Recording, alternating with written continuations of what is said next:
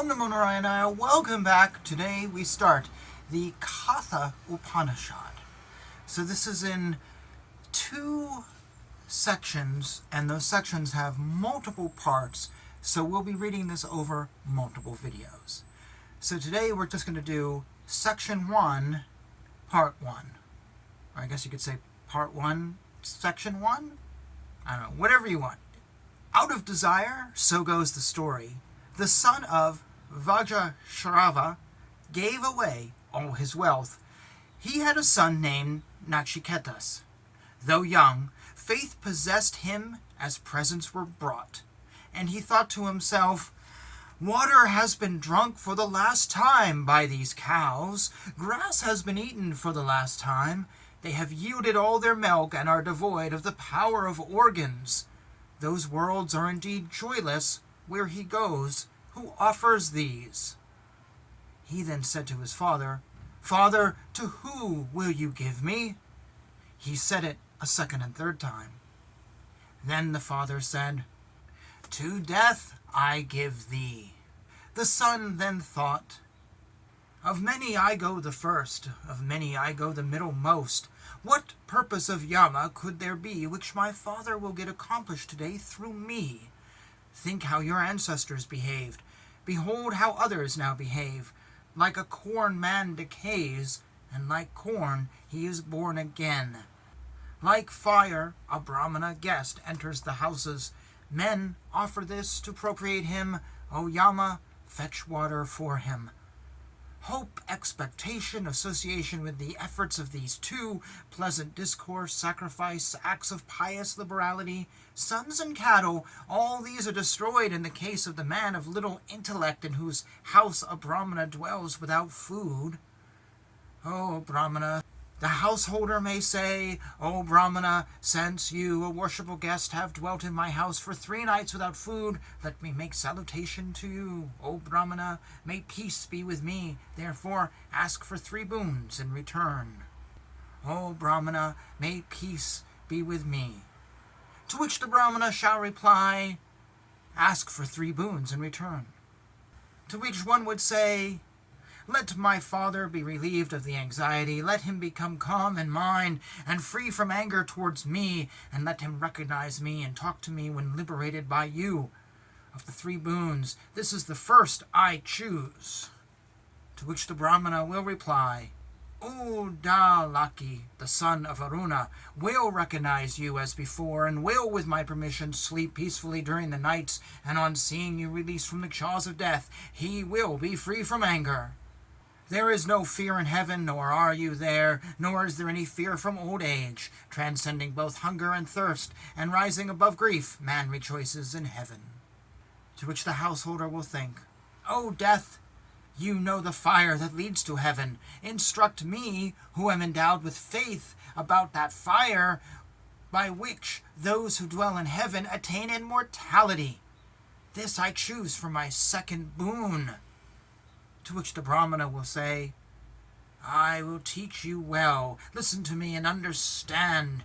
I know the fire that leads to heaven. Know that fire which is the means for the attainment of heaven, and which is the support of the universe, and located in the cavity."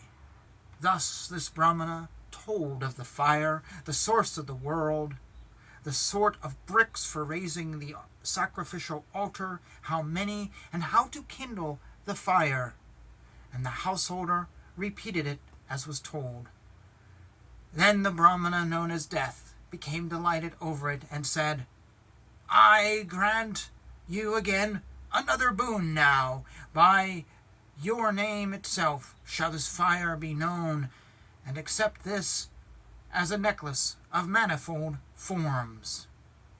Whosoever kindles this Nachiketas fire, named after you, 3 times, and becomes united with the 3, and does the 3-fold karma, transcends birth and death, knowing the omniscient one born of Brahman, bright and adorable, and realizing it, he attains to surpassing peace.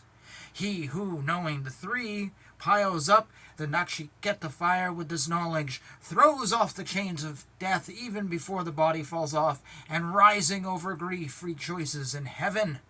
This is the fire, Nachiketas, which leads to heaven, and which you have chosen for the second boon. Of this fire people will speak as yours indeed. O Nachiketas, now choose the third boon.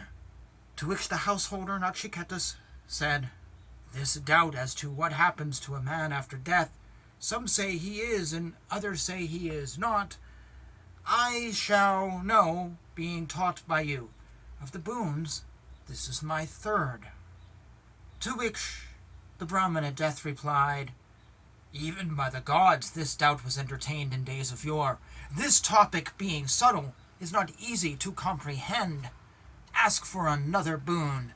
Please, do not press me. Give up this boon for me.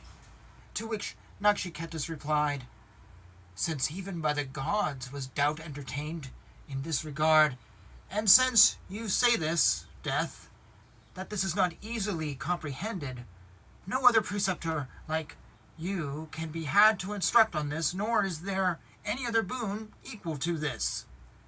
To which Death responded, Ask for sons and grandsons who will live 100 years. Ask for herds of cattle, elephants, gold, and horses.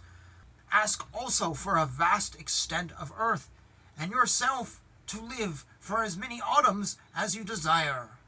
If you think of any other boon to be equal to this, ask for wealth and longevity. Be the ruler over a vast country.